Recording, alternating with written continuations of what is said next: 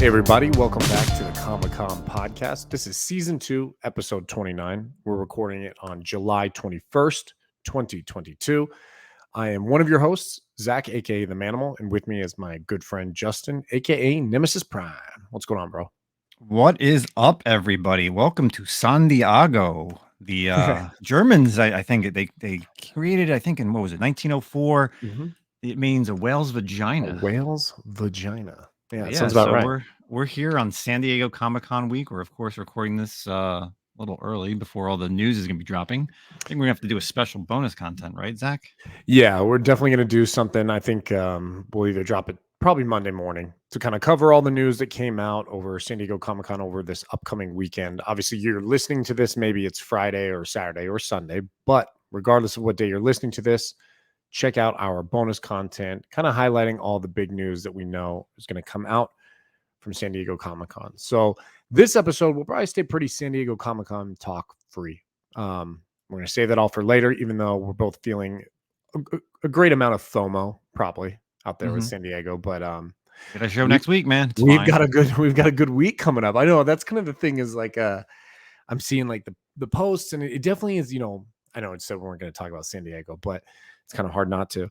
Haven't had a legit San Diego Comic-Con for like two or 3 years now. In fact, I think 2019. I think, and that was the last time I went was 2019. Oh wow. So yeah, there hasn't been like a good San Diego Comic-Con. So seeing all the announcements and pictures and talk about it, it's like, oh man.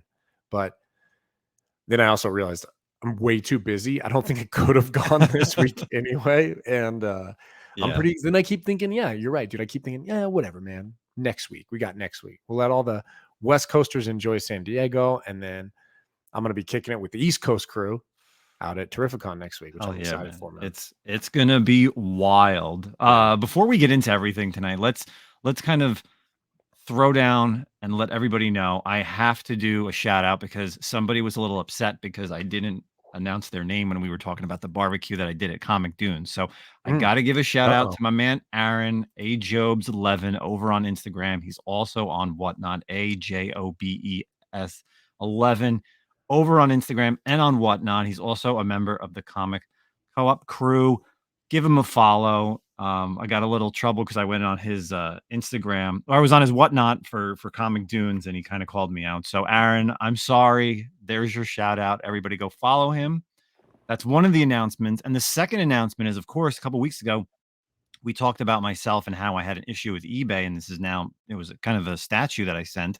Right. So luckily, we went through it. I did do the full insurance, of course. So I put in a claim, sent them all the pictures, showed them the value of everything. And, I didn't hear anything. So then finally I logged into my, what's it called? USPS account. And then what happened was I went and looked and I said, oh, okay. They filed my claim. Great.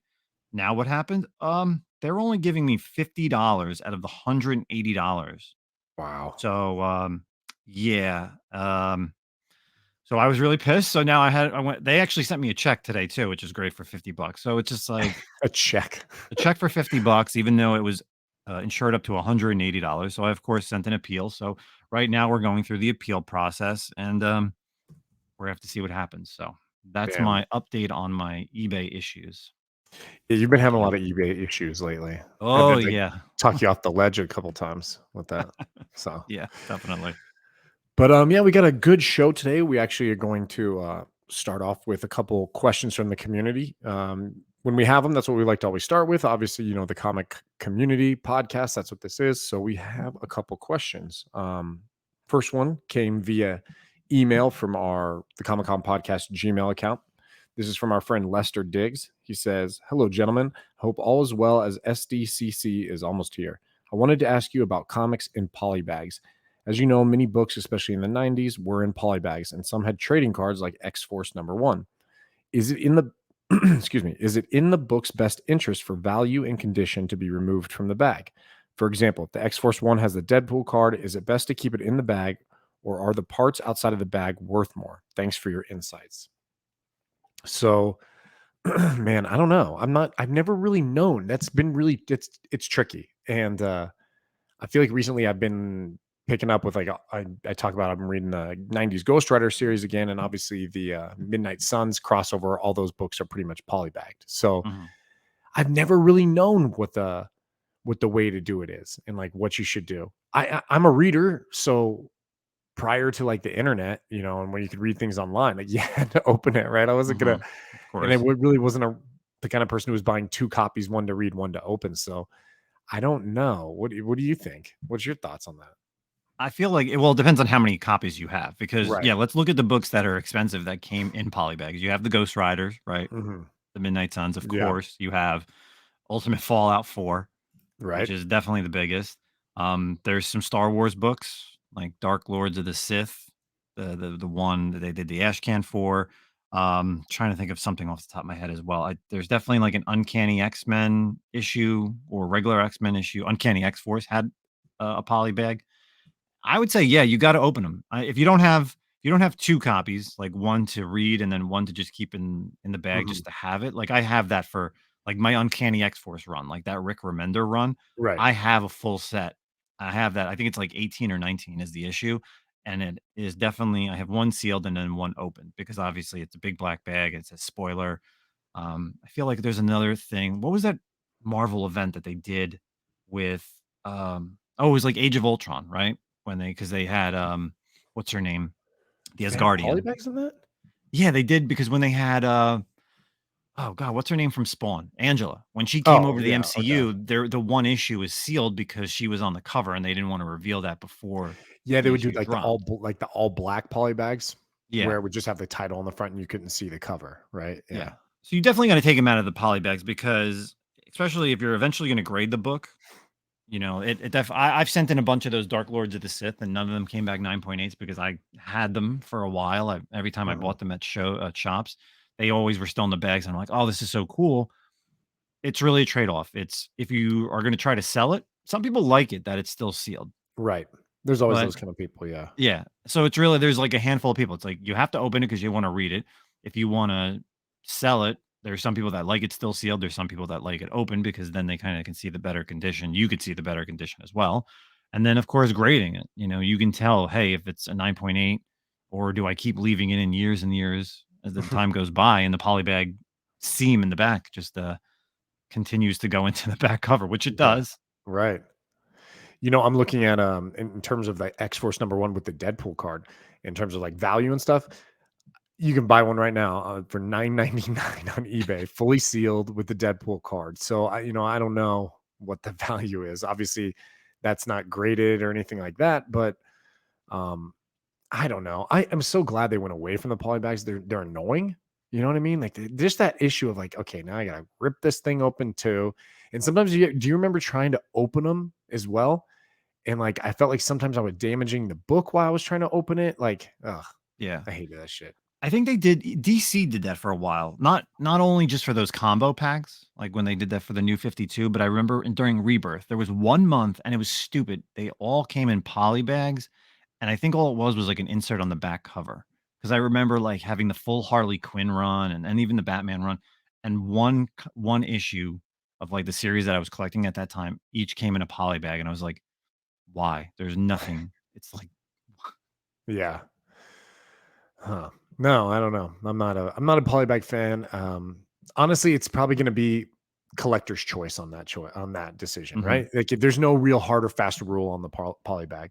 So, Yeah, they even but have what's that newest thing that you and I have been getting? They have the from Boom Studios, the Something is Killing the Children. They've been doing those slaughter packs, oh yeah, the slaughter packs, all yeah. 5 issues, Right. different covers, all done by David Mack. They recently announced the Once and Future stuff, so now they're doing those as well. I don't know if they're going to do all 30 issues because we just found out last week that that's ending at 30. So we'll Yeah, see. yeah. And those are polybagged with 5 books deep. So like and yeah, Hmm. they put like a little cardboard in between like a couple of the books, I think. So it seems pretty well protected, but I wouldn't leave that unbagged and board. That's the other thing too is like Yeah, I want to bag and board these things. So yeah, absolutely. So, Lester, thank you so much for the Comic Con podcast Gmail email. Next, we have a message. I got a direct message over on Instagram, and this is from Ashley B95J. Hello, guys. Wanted to say that I really enjoyed last week's podcast with Justin on it. Of course, we had no good comics on here last week. I like what Zach said about the ability to reread a story for the first time and what you felt. My question for you guys is, what is one story arc or series you wish you could read again for the first time, not knowing the outcome? Mine would be Civil War. When Spider Man reveals himself to the world, made my jaw drop. Reading Spider Man for so long and not having his identity out in the open is something that lasted so long in the comics. Keep up the great content. I That's a great love this question. question. Yeah. Yeah. Yeah, we were So, talking about that last week of like, very much like nostalgia and like, oh man, rereading stuff and like being jealous of people reading old stories, like Justin rereading all old stories for the first time. mhm. So what do you so, think? I mean, what do you got? Yeah. so of course, being a DC guy, I grew up more on the DC side, reading those late '80s, early '90s stuff. I have to put honorable mentions. So my two honorable mentions is definitely Batman Nightfall. I remember reading that as a kid. Of course, Bane breaking Batman's back, that die, the die fold covers that they did for some of those issues, and then of course towards the end when they had where it was Batman in his costume, and then you opened up the gatefold and it was Mhm. Azrael in like the new costume was just amazing. And then of course Death of Superman, that was like Right. such huge news that it hit the intro, they're obviously interwebs, but it hit like social media, like it was on the news, right? Like Yeah. it's something that like is like The New unbelievable. You're York like, Times. oh my God, yeah, right. But as far as a series or story arc that I wish I could go back and reread, it would probably be like Superior Spider-Man, like the lead Huh. in with Doc Ock dying and then taking over Peter's body, Yeah. and then just the whole Superior run. Like That is a really good one. I knew you knew that was going to be coming because of Dan Slott saying it that he was gonna, Peter's going to be dying, and it was just, like, amazing. You're like, "No way." Like, this has never happened before. There's never been yeah, there's Miles and, other different, Ben Riley and Scarlet Spider, but, like, for Peter Parker to die in the 616 universe and then just reread and then just reread just regular going through Superior Spider-Man, like, every month and knowing like, you as the reader know that it's not Peter Parker, Yeah. but, like, everybody in the world doesn't know that it's Otto. Like, it was just such a great read. Like, he was such a different Spider-Man, and that whole, like, issue where he was not issue, but, like, where how he had, like, Peter in the back of his mind, kind of the Yeah. subconscious. Talking Like, to him. just an Yeah. yeah, just such a great storyline. There were so many cool little arcs in there, and probably that is I would say, like, Dan Slott at his prime in the Agreed. Spider-Man universe. Agreed. Like, I really wanna get, like I don't know if they have an omnibus of that or just I'm gonna have to buy, like, 2 or 3 trades, but I really wanna go back and actually read that series again because there are times where in these Spider-Verse storylines, these little minis, like, they will bring back the Otto Spider-Man. You've seen him. Mhm. So, I definitely think that's that would be my series, which I could reread again and have, like, no idea, like, what's gonna happen. That's a good one. What about you, man? Oh man, that's tough. It's tough. So I think my honorable mention, and this might surprise you, but I'm gonna go DC for my honorable mention is and I'm looking at it's one of the few DC like omnibuses I own is Blackest Night. Um Oh, I remember when I yes. first read, that's honestly kind of what got me into the DC universe right there before New 52 started. Um, I don't remember how I got into it. I remember maybe hearing or seeing something about the different colored rings with the Green Lanterns, and I was like, oh, that seems really interesting. That seems kind of cool. And I started to like, track those down. And then I jumped into Blackest Night and I loved it. Couldn't, I mean, I was reading all the tie in issues and just kind of discovering some DC characters, some of those like, low level DC characters for the first time. So like being Mhm. able to, like reread that, every once in a while I'll go back and read the omnibus and I love Blackest Night. But I think the story I would like to reread again for the first time is my favorite story. I think pretty much in the X-Men universe is the Age of Apocalypse. Love Age of Apocalypse, everything about it. It's funny though because it's kind of what made me stop collecting comics for a while because when it came out, I was like, oh, they're ruining the X-Men. This is dumb. And I stopped collecting for a good couple years, I think. And then when I went back, now it's like my favorite storyline. But I just loved the way there was all the different titles. They each had 4 issues. And it was kind of probably the big first crossover I really had read at the time, I think, that like spanned multiple titles, but were all kind of like tied together in like a pocket universe, so to speak. Mhm. And I loved everything about it, man. So yeah, I would love to go back and experience that again for the first time. Yeah, those are definitely it's a great peg, and I can remember reading that in the '90s as well, and it's just unbelievable, like, when that series came out, and I remember going into the comic book shop, like, every month, my parents would take me, and Yeah. yeah, like, Gambit and the Externals, like, seeing Wolverine Right. with, like, one arm and having, like, the claw, Yeah. like, it was just, like, such a Cyclops different with one thing. eye. Yeah, like because 'cause you're just so used to seeing these characters, and at that time, it was you had the Uncanny X-Men series, and then you had the Jim Lee X-Men, and then all Mhm. of a sudden, it's just, like, a completely, throw it on its head where you're getting this completely you know, time lapse, different series in general, so you're just like, "Wait, what is happening right now with the X-Men?" Yeah. It was so good. So that's a great question for sure. Yeah, absolutely love that. So, of course, appreciate the question, Ashley. Again, if you could send it to emails, of course, the Comic Con podcast at gmail.com, either Zach's, mine, or the Comic Con podcast's Instagram. Yeah, it's great. So we're gonna go ahead and jump into some articles this week. What do we want to start at? What are you thinking? We think let's do that. We got of course, the comic book side, which is very interesting. Yeah, you The let's start with Bleeding yours. Cool. You got a really good one. Yeah, I love this. The bleedingcool.com just posted today OverStreet access to take on key collector apps. So they're taking on the Purple Yoda. So, of course, Overstreet is, it's been running for, I don't know, the past almost 50 years. That's the yearly, and we talked about this probably within the past month. Of course, it's published every year talking about price guides, but Overstreet Access is this new online service. It's the ultimate evolution of the Overstreet price guide, part collection management, part platform online, 100%.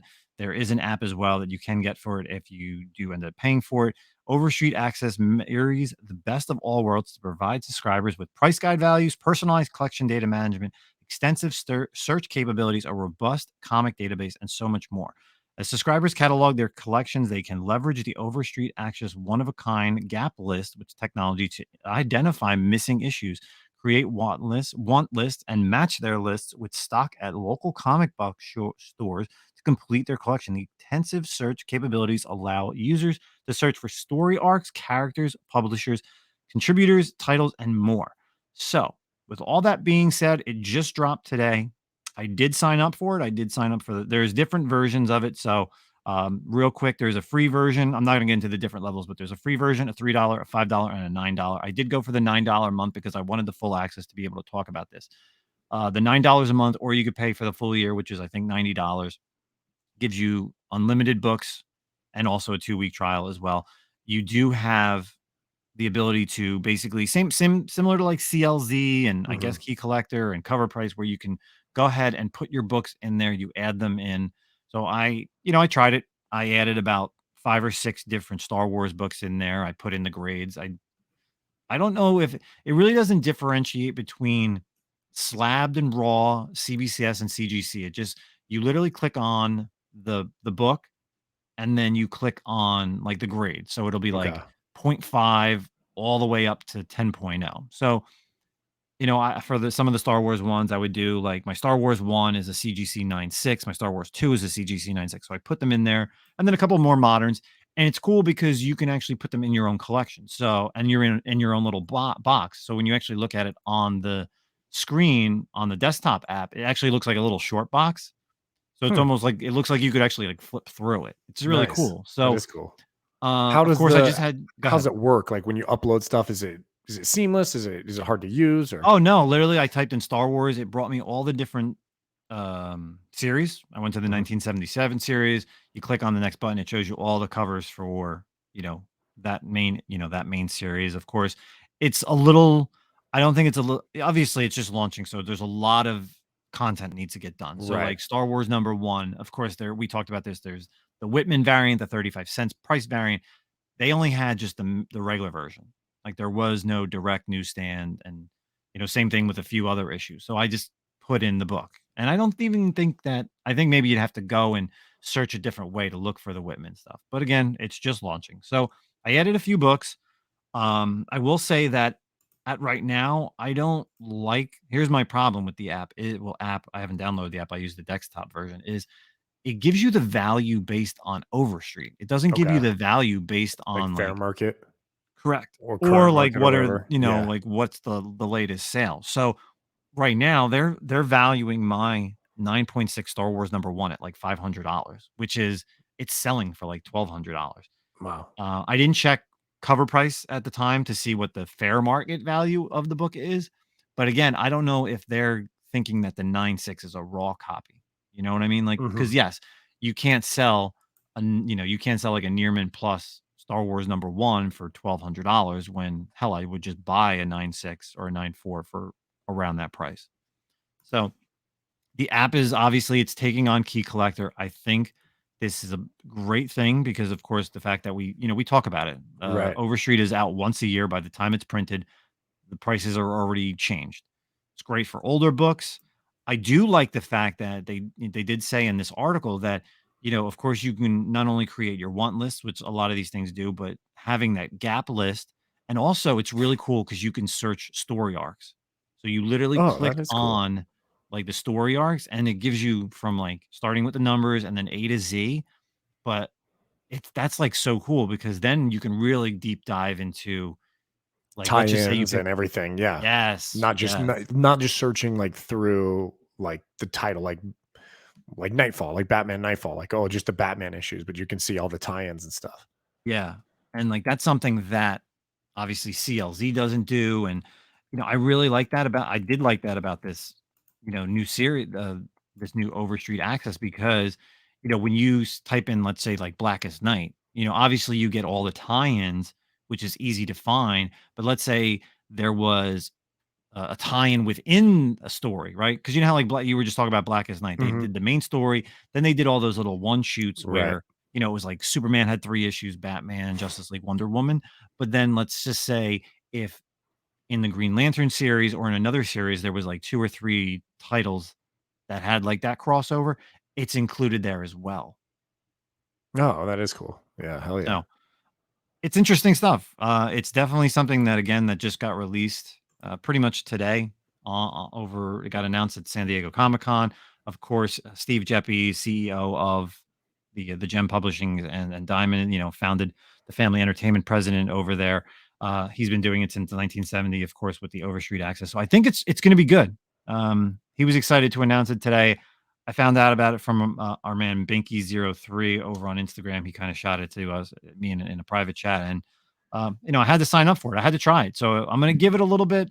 Like I said, I did the $9 a month right now just because I want the full access. I want to be able to see it, and other than CLZ, because I use CLZ for my monthly, for everything. Like I Right. use CLZ to basically manage my collection. I use Cover Price to manage my graded collection.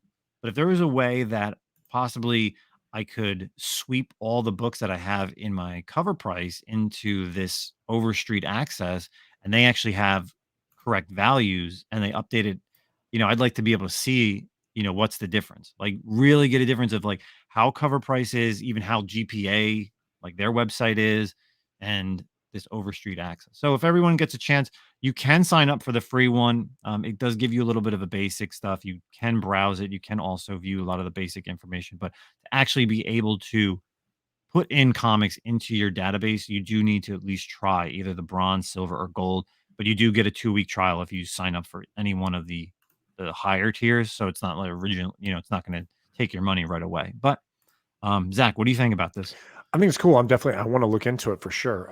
I used CLZ for a long time, and then when I, got rid of my collection, I kind of put it down, and now I streamlined my collection, but I still use CLZ for like my slabs and a few things here and there. And I did the Cover Price stuff for a while as well, kind of bringing it over. But I don't know. I'll check it out. I will say this is with Overstreet, there's just such brand recognition with that. I mean, that's like a I don't know. I think it's going to be tough for Key Collector to compete with someone that has that kind of brand recognition. You know what I mean? Mhm.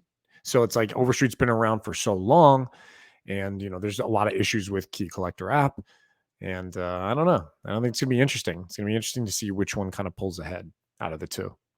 Yeah, and I think the one And there's comic book shop. Oh, and that's another thing too. You can, when you go on the website, you can actually go into retailers. There's a tab for retailers, and you can actually search. Now, it does have a lot. They do have some of the stores, like I just checked New Jersey, of course. They do have some of the retailers that are no longer in business, but they do have, other ones that I may not even know about. Mhm. So that was really cool. Then they also have, of course, like contributors. So you can actually look up like different people that are helping out do, the app. So if you want to become maybe a contributor and kind of have like a part-time job, and, who knows, maybe you can help out with the OverStreet access. And obviously right now they're over at like I said, San Diego Comic-Con promoting this. If you're at San Diego Comic-Con this weekend and you're obviously listening to the podcast, go over their booth, check out the demo. They'll give you a little rundown. But again, there's a lot of stuff that is on the desktop app. I'm just still trying to find out how to grab it onto my onto the app itself, because I couldn't find it on the Play Store. But I think you really have to at least sign up for it, and Mhm. then they'll send you maybe like an email or a link to actually download, instead of it just being like free, just like being there. Mhm. So. That's But cool. yeah, I'm gonna check it I'm out for really sure. enjoying it so far, and I'll in about a month or two we'll find out some more. Cool. Yeah, that's a great article. That was a really good one. So let's stay with the comic book news and let's go on to a DC one. We got one right here. So Dark Crisis on Infinite Earths is the official name of the DC event series. So we all know there's a DC event going on right now, Dark Crisis, but it seems that there was always a plan in place to have a different name, and they wanted to not really reveal it until it kind of got further on, so it didn't ruin the storyline for everyone. But we are here to ruin that storyline by telling you about this article. So the new name is the official name for the series, or the event series is Dark Crisis on Infinite Earths. So it obviously is paying a little bit of homage to the Crisis on Infinite Earths, and which is very timely in terms of the passing of George Perez recently. But panelists on the Dark Crisis Comic Con 2022 panel were Joshua Williamson, Daniel Semperi, Jeremy Adams, Megan Fitzmartin, Tom King, and Ram V, who were joined by moderator and DC executive editor Ben Abernathy. So they also showed off the the logo for it, which isn't too different than the current logo for Dark Crisis, minus or Mhm. with the addition of On Infinite Earths at the bottom. So they go on to say, we've kept the real name a secret from the start because we didn't want to give away what was happening in the middle of the story with the return of the Infinite Earth, said writer Joshua Williamson. It means so much to me to be able to be involved in creating a sequel to Crisis on Infinite Earths. It really is an honor and a dream come true for any comic book fan, says artist Daniel Sempier. Over the next few issues, fans can expect a big action explosion with lots of epic, huge battles and lots of emotion and surprises. So, the Dark Crisis on Infinite Earths is, I don't even turning it. Oh, so I think it's what, 5 issues for the main one, or is it 6? 7. It's gonna be 7. 7 for the main title, and then there's obviously a ton of little like spin-off titles. The other really cool thing is they're going to reprint the first 3 issues with wraparound covers, and obviously the new logo with Dark Crisis on Infinite Earths as on the books as well. So it's the same covers. It's just wraparound, correct? Mhm. For all 3, Correct. I see the wraparound for the first one. I Yeah, I don't can't. know if I don't know if it's gonna be wraparound for all 3, but definitely the first one, and Yeah, the then the first title one for changes sure. for the second and third one, which is odd because issue 3 at the time that we're recording this isn't even out yet. It doesn't come out till August Right. 2nd. So it's like you're gonna have to buy, either you buy issue 3 when it comes out so you can read it, or just wait till the end of the month so you get the reprinted version. The other thing is it doesn't look like the spin-off titles will be taking that long name. They're just Mhm. going to continue to go by just Dark Crisis for short. So like Dark Crisis Young Justice, the Dark Crisis Worlds at War, Deadly Green. What's the other one? I'm really excited about this. The Dark Army one that's going to have like Damien in the forefront with kind of Oh, a I haven't seen that one yet. interesting team, man. It looks like he's got oh man, what's her name? Dr. Light, and then that new character we talked about last week, Oh, Red Canary? Red Canary, yeah. So yeah. So it's cool, man. It's definitely, like I said, it's very timely with the passing of um George Perez and Mhm. everything. And it's good, dude. I mean, DC needs to shake some shit up. They've been a little stagnant lately. So we'll see what happens with this. I'm enjoying it so far. What's your opinion of the series so far? Yeah, I've been liking it, and, I talked about the spinoffs. The Young Justice is intriguing right now. I definitely wanna look into the Damien one. I didn't know they were doing that as a side story. So, Mhm. I liked it. Of course and of course when they bring in the Crisis on Infinite Earths, right? They always have a crisis. That's why this They is always called. have a But crisis. with that, they're calling it Crisis on Infinite Earths. It's kind of bringing back, the Infinite Earth, you know, shakeup because that was Right. the whole thing. They kind of got away from that. What was the last event that kind of destroyed all the Earths? Oh yeah. Kind of like not like was it dark? Not like dark metal, It made it but just one. Yeah, it was. yeah. Yeah, it was. Wasn't it Dark Metal where Wonder Woman sacrificed herself and Oh it just yes, you're made right. one? Yeah. Correct. Yeah. Yeah. So I could see like why they're kind of doing this because maybe they're moving some of the characters into another Earth because there's just too much.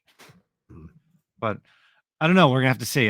DC they always do well with the Crisis on Infinite Earths or Infinite Crisis and Dark Crisis itself, and it has like some type of like payoff at the end. Like it does change DC for the future. Like I Yeah. feel like anytime Marvel does a spinoff Right. or like an event, there's no payoff to anything. It's usually I feel like something happens in the first two issues and then it doesn't really go anywhere from there. A lot of Yeah. times. Yeah, that's definitely for sure.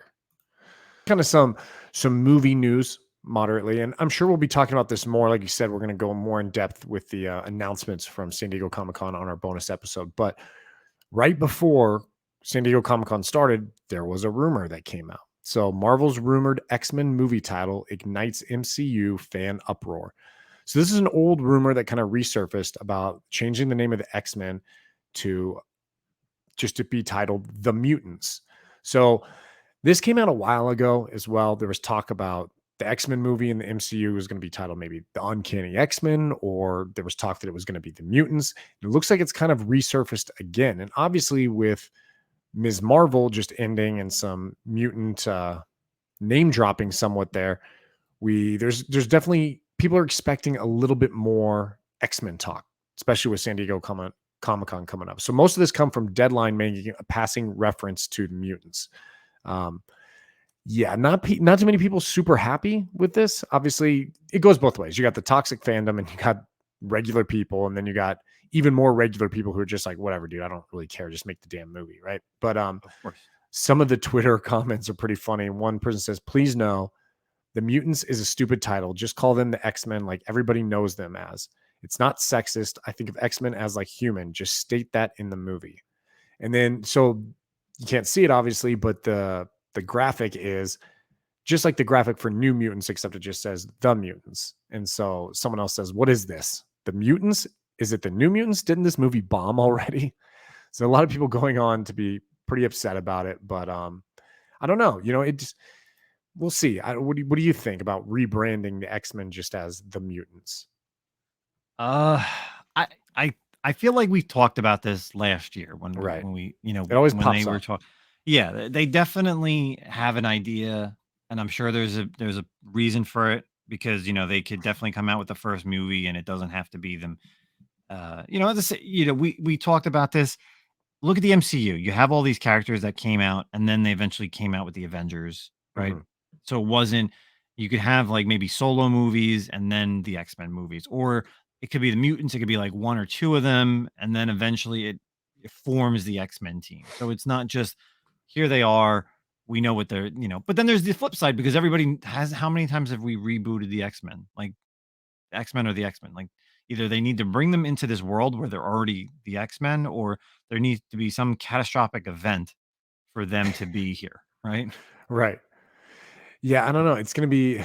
It'll be really interesting how the X-Men come in. But like one of the things it talks about in this article as well is that it uses the excuse somewhat of like they want to rebrand the X-Men for a fresh start from because of the Fox movies apparently tarnished the X-Men, which is not true. The Fox No. X-Men movies are great. Yes, some of them are not good. Some of them are I wouldn't even say not good. Some didn't deliver, but they're all watchable movies.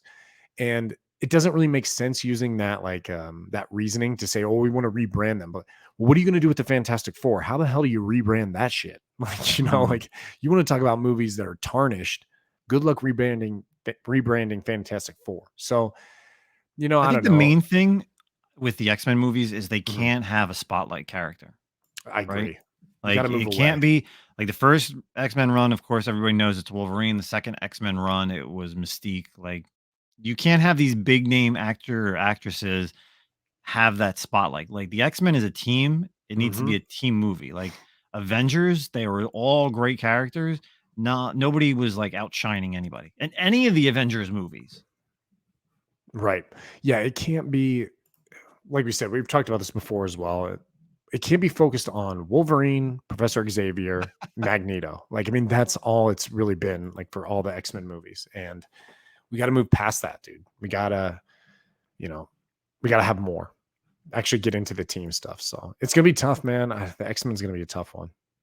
Uh, well, hopefully, obviously, we're dropping this on Friday, Saturday, Sunday. They make announcements. They talk about it, or they've also rumored that they're not really going to be talking too much because D23 is next Right. month. Exactly. So Yeah.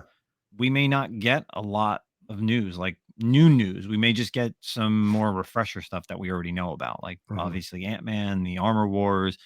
Maybe we'll see Black Panther. I would think by this weekend we would see a trailer for Oh, Black you have to. Panther. I mean, it's the next one coming out, right? That and She-Hulk. Those are the two next properties coming out. Yeah. So I feel like something's got to be shown for Marvel, or why would Marvel Studios show up? right, exactly. Yeah, I mean, yeah, I think it'd be interesting to see if they release most of their info at D23 because that's definitely more them, like personal. But why even, like you said, why even come to Hall H then if you're not going to give something? So we're a little late with the boys too. That's why I kind of forgot about it. I feel like it's been a while since since it's been over. But so yeah, so we did the Too many boys. reviews. We're reviewing a show like every week now, and now we don't. And Now we got as we're nothing. saying that, there's nothing for like the Right. next. Till There's She-Hulk, nothing. right? Yeah. Well, I guess what are we gonna do? We'll do Paper Girls when that'll Paper show Girls, up, yeah. and like we'll do like a mid season or review. But then yeah, like Andor, She Hulk, but there's nothing Mhm. right now for like the next like 4 weeks as far as reviews. Side note, when's Bad Batch come out? No idea. Okay, they haven't released a date Yeah, yet they on haven't that? released an Okay. official date. So we will get into the boys. So we did the mid-season review of the boys 1 through episode 4, and obviously it's done now. And I mean, I don't know what to say. Not much of my opinions changed since 1 through 4. It still might be the best comic book adaptation out there. Mhm. Um, it's insane. It's literally insane. Let's start with you since you never read the books. Yeah. What are your thoughts? See, like that's what's great about this series for me, and I'm glad you let me go first on this because yeah, obviously we talked about it. The first 4 episodes are great. Obviously, we get more into it, and we're obviously talking spoilers, people. So if you haven't seen it, skip ahead to what we're currently reading. But of course, the hero gasm thing, like we knew going into it that was going to be crazy for me. Like I'm like, okay, hero gasm. Like I've seen the Mhm. cover. I've, briefly heard what was going on, and of course, I'm thinking like hero gasm. Okay, it's probably some type of orgy, but yeah, like it took it to another level for me. Like it was just wild. And then just the other episodes, like Soldier Boy, like he's from what you've told me, he's not a real main character. So No. like his story has changed. Black Noir story has changed, and the whole Homelander thing. So for me watching it, it's almost like it's very refreshing but amazing at the same time. Like Yeah. it's still superhero at heart, but it just gets crazier and crazier every episode. And yeah, we're at the point now where like Homelander is just so insane that I just cannot see this going another full. After season 4, I feel like it has to end because it has to end and it needs to end because if not, then you're just kind of beating a dead horse with how powerful this guy is. But I Right. loved it. I think it's definitely the best show it's beat out every Marvel DC property without a doubt. Yeah, it's just insane. And I like the changes that they've done with the between the comics and the show. Like, it's definitely different, and that's fine. It makes it a little bit more exciting. I don't know what's gonna happen. It's a different take, but I don't know. The Soldier Boy stuff is really good. I guess I don't know how I feel though about him. Like, so do we know is he going to come back season 3? I mean, Jensen Ackles I think is supposed to come back. Obviously, spoiler alerts here as well that he's kind of refrozen, so to speak. Yeah. So he's going to come back, and it kind of just I don't know in terms of the story. Like, how do you keep telling the same story? So what? He's going to come back, and we're going to have the the fight between whether Homelander wants to kill his dad or his dad wants to kill his son, and like, Mhm. is that just going to be the same thing we just saw? You know what I mean? And like, yeah, like you said, and like we've said before, how long do you just let Homelander keep going on? You know, like doing all this, and I don't know. We lost a lot of characters. Like, we're going to see Queen Maeve again. I don't think so, right? I mean, I'm No. assuming that's probably the end of her story. Black Noir's gone. Oh, is he gone? Yeah, he's way gone. I mean, really, from the seven, there's only the Deep and A-Train? A Train. Yeah, right. They're the only ones left, and Yeah, Homelander. that's pretty much it. The So, Starlight's done. yeah, she's kinda walked away, but I think obviously, I think she'll still be in the show, but Right. Oh yeah. that's the thing is, like, you can't have so many characters because then, yeah, then it kind of pushes some storylines away. So, Queen Maeve kinda being out, alright, fine, like, if she's gone, because then in season 4, you can really bring in somebody who's, a different character. Right. Like, they kinda pushed Stormfront in the Stormfront. last season a lot. This season, was to be able to push, um, Soldier Boy. So now and then we have the Gen V show that's gonna be coming out. Yep. There's supposed to be a Now couple spinoffs, right? yeah, so, like, is that gonna come out before season 4, or are we gonna get season 4 and then that show? Like, or at the same time maybe? There's a lot of questions right now, and maybe they'll be answered this weekend at Comic-Con San Diego. Yeah, it'll be interesting to see also like where the time frame of the spinoff shows take place, Mhm. like where in the chronological order, so to speak. So, um, I mean, it's just so great. The Boys is amazing, and it's so adult, and just I love how they just take shots at everyone. Like, there's no Mhm. safe, no one's safe in this show. Like, political, race, religion, like they don't care, sex, they don't care about anything, dude. They go Yeah. after everyone. So You know what's it's almost crazy? like South Watching this Park. show yes, yeah, for that part, yes. Yeah. For me, it's also like watching Game of Thrones because Game of Mhm. Thrones, you knew nobody was safe for after a specific point, right? For if Right. you read the books, there was a certain point that it stopped, and then it was just kind of like up in the air of like who was going to be saved and who was going to live.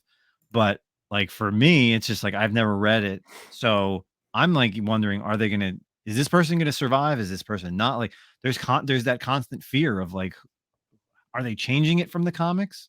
And Mhm. or since I haven't read the comics, like, is this person that should I start enjoying this character because are they gonna be around long enough to Right. enjoy? Yeah. Yeah. It'll be really interesting to see how it all plays out. I don't think have they announced also like how many seasons they're gonna do or anything?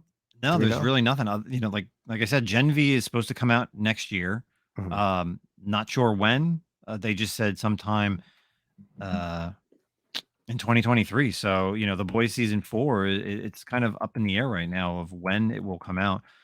There's nothing like I said, I think maybe we'll get something this weekend, hopefully, but, yeah, other than that, it is confirmed for season 4 and, you know, we'll wait to see it in 2023, I would hope.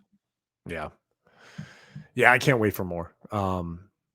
And it sucks to having to wait so long, so I can't wait for more like the spinoffs to kinda, hold us over, so, in the meantime, for sure.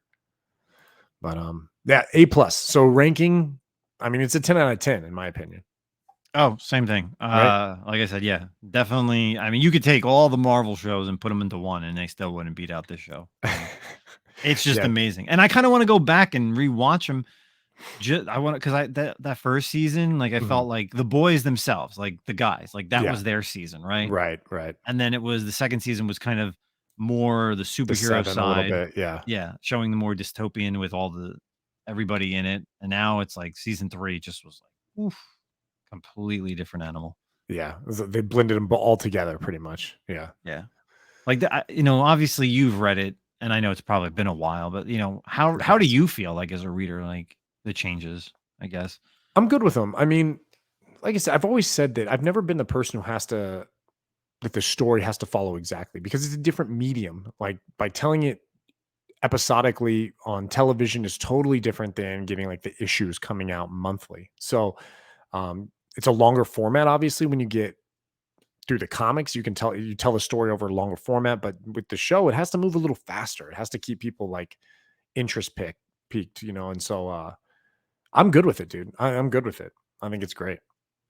Okay. They couldn't have done Hero-gasm like they did in the comics. There's no way. Like they pushed the envelope a little bit with the episode as it was. There's no way they could have done what happened in the comics. Well, hopefully one day I'll be able to pick up. Was it like a 4 or 5 issue set? I think. Yeah, it sounds about right. I would have said like 4 to 6. Yeah, something Yeah. like that. Hopefully if I ever find it for a cheap price, maybe I'll pick it up just to read it. Just be like, all right, I read it, and then I'll sell it. Well, and I mean, I'm telling you what, it's not just the Hero-gasm miniseries that's like that. It's like the whole run, the whole series is like this. So, All right. it's just a little like concentrated during Hero-gasm for sure. So, but cool. So that's our boys season 3, right? Season 3 Mhm. finale review. But yeah, as always, we are going ahead and finish with what we are currently reading. So we always finish every episode talking to you guys about what books came out this week, or maybe some title that we're reading currently right now that we're really enjoying and to share with you. And past couple weeks have been a lot. There's been a lot of good stuff coming out. So Justin, why don't you lead us off here? Yeah, absolutely. So, honorable mention, got to talk about some Star Wars stuff. So, Star Wars 25 finally came out. My issue with this issue is the cover is very deceiving. That main Right. cover A with the Grand Inquisitor and the Seven Sister on it really bothered me because they do not show up in this, and it's not like a spoiler, but love Charles Soule writing. He has just like completely changed the lore and added so much to canon for Star Wars. Uh, there's three. Well, I should say there's 4 separate stories. The 4th story is kind of like I feel like it's a throwaway, but I do like how the 2 storylines. The one storyline's called Obi-Wan and Anakin. The next one's called Darth Vader. They both have the same title name, so it's very interesting to read those ones. And then you also have Kylo Ren is another storyline in the 4th and finals, Poe Dameron. But really enjoyed the first 3 regarding Obi-Wan and Anakin, of course, Darth Vader. Just absolutely interesting stuff. Not really too much of a spoiler, but and in the Obi-Wan and Anakin, I love the Mhm. conversation that Obi-Wan and Anakin have of like Anakin's is like, why isn't there weapons of for Jedi? The Kyber crystals can be used for anything. Why create a lightsaber? Why not create, like a gun or a whip or bombs or whatever? And Obi-Wan tells him the whole reason. And it's just such a great lore. It's such a great way to put things into canon. Um, so that's one of my honorable mentions. Of course, we say it every month, man. Silver Coin. This month's issue, written by Stephanie Phillips, great issue. Please, if you're not reading it, go pick it up. I felt like reading this while I was reading the issue. I felt like I knew what was going to happen, and it did happen. But it Yeah. still was amazing to read Silver Coin this month. So again, another honorable mention. But man, pick of the week this week. Do a power bomb number 2. Like I talked about it for issue 1. I'm not into wrestling anymore like I used to be in the 80s and 90s, but this series is really interesting, man. It's all about this girl whose mother died, and now she met this necromancer who, he can't go to Earth, he can't go anywhere, so he loves wrestling. So he's creating this tournament, and basically whoever wins this tournament gets to have their wish. And of course, you kind of know, like Lona, who's the main character. Of course, if she wins this tournament, she will obviously wish for her mom to come back. Eh, Not going to really give too much spoilers around, but she does have to pick a partner in this issue, and it kind of dovetails. And man, it's just an absolute great story. Like I know you picked up issue 1, and I know you have issue 2 to read. So after you Yeah. read issue 2, I cannot wait to talk to you, Zach, after this one. So Yeah, I um, really did enjoy the first issue for sure. So I'm definitely going to check it out. yeah, your jaw's going to drop, and then you're going to call me and be like, "Damn, that was really good." So I'm telling you, and I really don't want to spoil it. So, that's Okay. my pick of the week. What about you, man? What are you currently reading? Um, man, this week was tough. I had some books that I really liked, but I don't feel like much kind of rose like to the top of the list. Everything was pretty good, but I mean, I've talked about it before. I think we've talked about it maybe ad nauseum at this point, but Batman the Night is just Mhm. so good. And I'm actually really surprised you didn't pick this issue because Zatanna being in it. And I know how much you love Zatanna. So Love Batman the the Night, cover. Great cover. yeah, Batman the Night number 7, Chip Zdarsky 10 issue series about kind of like the beginning of Batman training and learning from all these different people, traveling around the world, learning all the skills he can. And in this issue, he goes to Zatanna and Zatara, and he's trying to learn from them. And you kind of get a little bit of a glimpse into why Batman doesn't dabble in magic, and why he is familiar with it enough, but never, because it's always the things like he knows magic. He always explains like he understands it. And then you always wonder, well, then why don't you use it? You know what I mean? But this issue definitely kind of gives you the answer as to why. It's so good, man. I mean, I can't believe how good this series is. I really wasn't. I remember when it came out, it was right around the same time they were doing like One Dark Knight and like all these different Batman like offshoot miniseries, right? Mhm. And I was like, I can't read all of them. And some of them, I get a little Batmaned out at times if you read too much. But I saw that one. I was like, Chip Zdarsky, okay, it's the beginning. Let's try this. And I couldn't be happier. It's such a great run. So yeah, and then honorable mention, I guess, would be obviously we have the Axe, the Avengers, X-Men, Eternals, Judgment Day #1 started. So the big war between the three teams is kicking off, and it's already crazy right out the gate. So I can't even imagine what's going to happen in this series. So check that out as well. But yeah, that's what I've got this week. And Yeah, I agree with you on the Batman stuff. Like, I yeah, feel like when they put out too much Batman stuff, it's tough to understand it, and you try to think about it from when is this happening with the regular continuity of Batman? Like where are all these stories going on? Like, can he really do all this stuff? Like, is it every night that he obviously, yes, right, he is out right. every night, but like where and when is all this happening? And obviously, with the training, the backstory of the night, and there's all everything with Batman is just always superb. And I'm glad that it is really great because obviously Chip's doing the ongoing right now as Hmm. well. So Right. I think that's a good trade-off with him both writing the night and also the ongoing series. So, but I agree with you. It's tough to when there's too many Batmans, you just don't want to read them all. So, Yeah, for sure.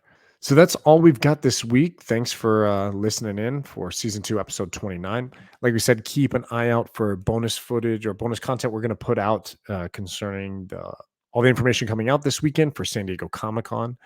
We're still kind of on the fence. We haven't really decided what we're going to do next week for Terrificon, have we? We're still I have trying an to figure idea, out. but I don't want to share it here on the podcast yet. Okay, I think so it's we're still could be coming up fun. with something. We're gonna do a lot of things. I mean, we're probably have a Yes. lot of content that week, but like what our flagship title will be, we don't know yet. So, Yeah. um, but stay tuned for everything. Keep an eye out on our Instagram, both of our feeds, as well as the Comic Con podcast. We're gonna be having a lot of fun next week at Terrificon with a ton of our friends. Almost every probably guest that we've ever had on our show will probably be there at some point, maybe. So Yeah, a lot of the East Coast people, yeah, absolutely, and Canada. and Canada, yeah. So, Justin, anything else? You got a couple shows this weekend you want Oh, to talk I about? am gonna be so busy whenever you're listening to this. There's definitely a Whatnot show. I am literally whoring myself out on Whatnot all weekend and every day leading up to Terrificon to get as much funds as possible. So Friday, Saturday, Sunday, Monday, there are shows. I think there's at least 5 shows in 4 days. I probably will do another one on Tuesday, and maybe on Wednesday if I have any inventory left over. So Nemesis underscore Prime. Follow me on Whatnot, of course. And then, yeah, next week's going to be a hell of a great time. I'll be talking to Zach about what we're doing. We are, of course, going up on Thursday, and we're going to be seeing everybody up there. That's, like Zach said, that a lot of people here on the podcast has been guests. So it could be a lot of fun. And I haven't seen you in a year in person. Yeah, So right. it's going to be good times to kick back, and I'll show you some great shops that we're going to be hitting up. Hell yeah. That's it. Cool. Well, that's all we got this week, everyone. And stay tuned. Keep an eye out for the bonus content, and we will see you next week. Talk to you Check it later. out.